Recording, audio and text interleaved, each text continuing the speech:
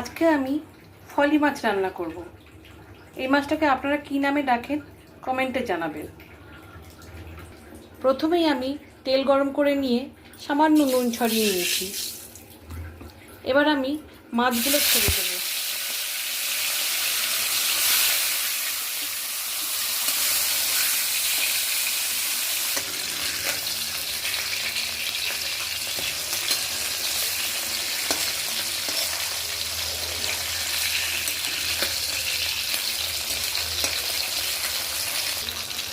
যেহেতু একটা মাছ, ওই জন্য আমি মাছটা না তুলেই এর মধ্যে সামান্য বেগুন দিয়ে দিচ্ছি।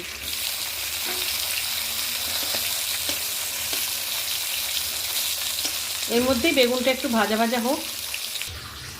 আমি এই ফলি মাছের জন্য সামান্য চিনি, স্বাদ মতো নুন, হলুদ, একটু ধনে গুঁড়ো, একটু লঙ্কার গুঁড়ো আর একটা কাঁচা লঙ্কা দিয়ে এটাকেও জল দিয়ে একটু গুলে রাখবো।